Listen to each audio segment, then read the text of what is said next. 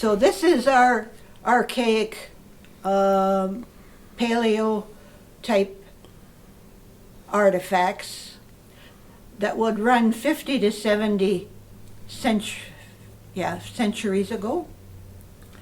And they are listed into different cultures by the archaeologists, depending on the shapes of the tools. So the far distant ones, the paleo ones, they're the ones without notches. And we can generally put them into the various areas, but we use the archaeologists from Lakehead universities to really designate where they go. So we're fortunate in that our collection comes from the local population. They find it, they bring it in, we figure out what it is. So this collection here of lithics goes back, say, 50 centuries, and it was in South Bay on an island in Lake Nipigon.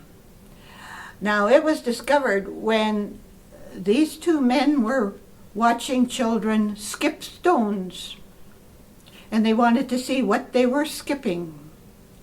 So they went over and they found these, and they, wow. So they gathered up a couple of buckets full, and I got one of the buckets here. Now, it was, the archaeologists said it was more likely a workshop because there was so much brought in at that time.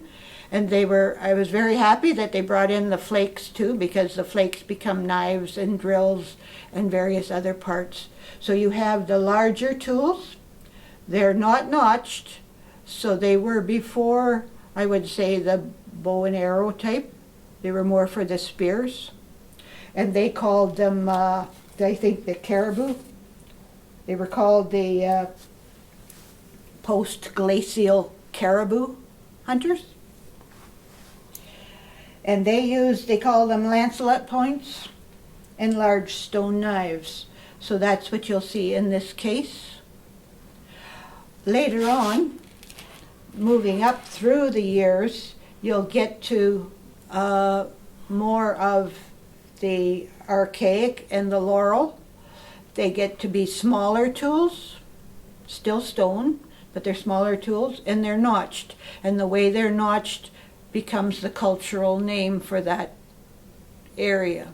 Okay, so we have, this was about the time of Stonehenge, where you have climate change shifted the hunter-gatherers to the smaller game and plant resources.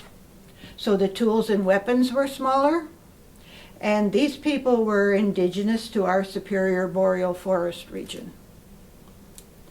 Now, what they have here on display are examples of a strikolite, a quartz arrowhead,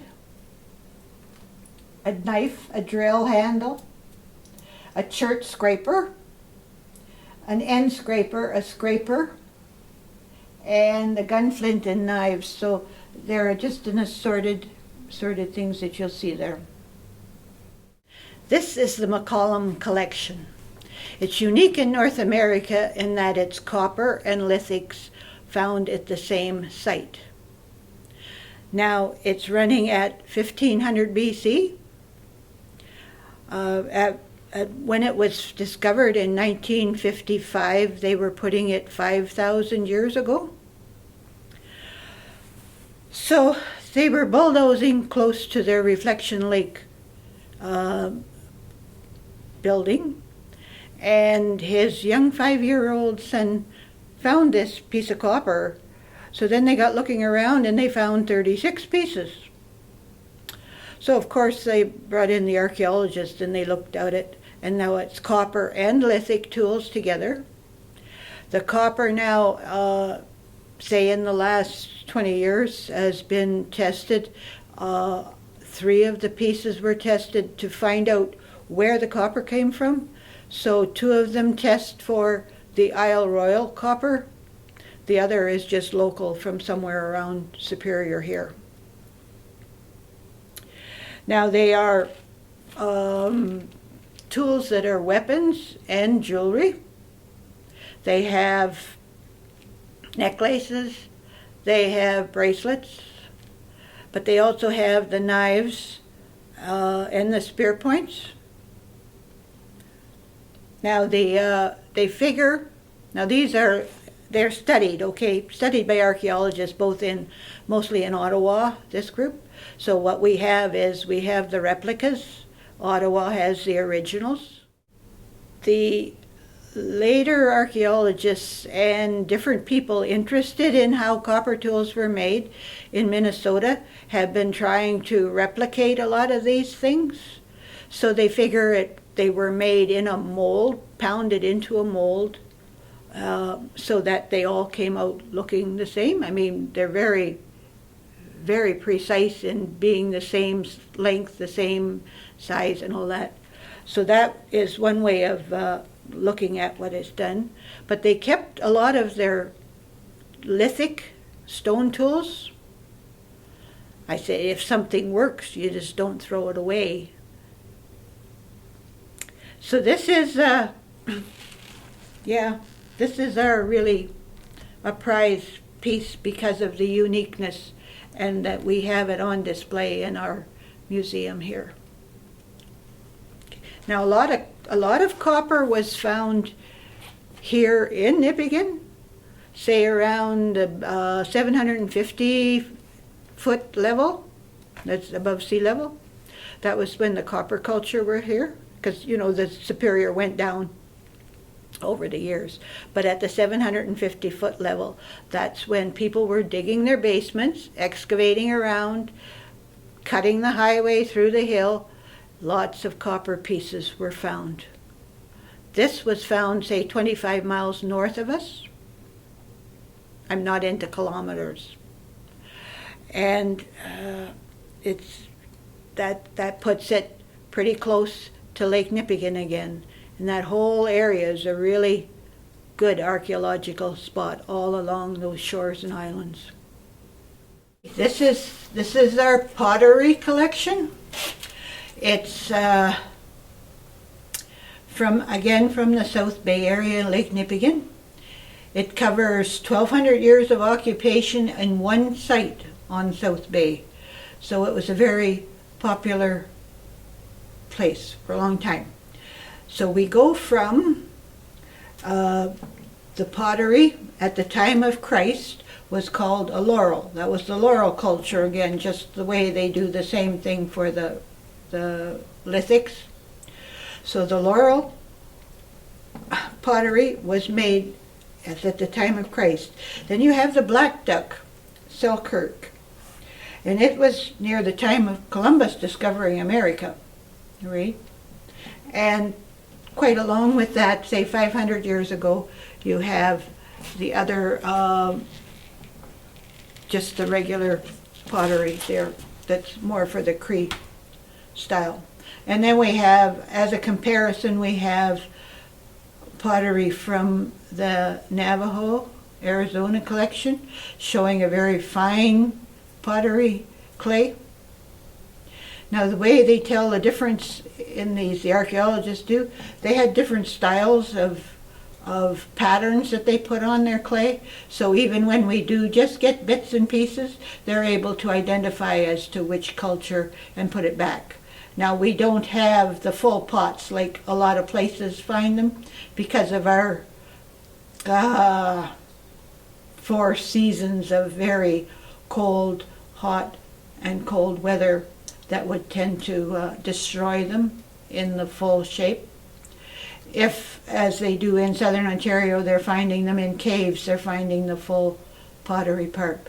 But these are just along the shore again, where mostly it was the guys that were working on the wood, pulpwood, and being on shore and pulling off the pulpwood they washed ashore. They would come across these different sites.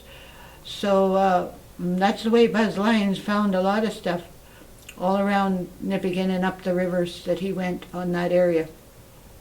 And then he would tell the archaeologists where he found it. They would go and do the digs and find some more. So that's how we got our collection is from the people that found it, brought it in. Then the archaeologists at Lakehead University would get themselves a grant and go up in the summertime and go look. And sometimes they found a lot, and then they would make a whole publication on it. Yeah. So we get the bits and pieces. We have thousands of pieces of it in our collection. This is the continuation of the copper artifacts. We have actual raw copper nugget type thing that would be found loose. We have a bell, a beaten copper bell. We have the spear lengths and little spear points that were found when people were digging their basements up on Bell Street. Now, we also found two weird, unusual artifacts.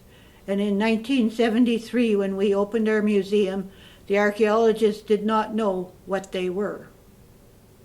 Now, it's fortunate that around 2010, a retired dentist in Minnesota, he saw a painting with a native lady holding a baton that had an end like one of these strange things they were finding down in Minnesota too. So he started putting two and two together, and they figured that if you put a baton on the end of this, it's got a slot that they would fit in, right? You would cramp it on there. Then, when you made your lithic tools, you would put the copper against that rock stone and hit the end.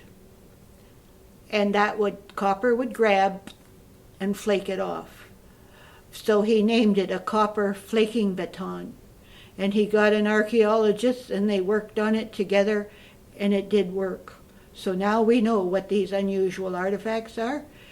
And these two are on display, and we have one more that's in a private collection. But they seem to now have more in the Minnesota area. They've found more over the years than what was. Then we have, of course, the made-up fish spears. Buzz said they're as illegal as hell, but they worked on the fish when they caught it. And then we have a fish net that was used for about 50 years by a local lady in her commercial fishing or her own home fishing. So, and then we have a stone, of course, that was used.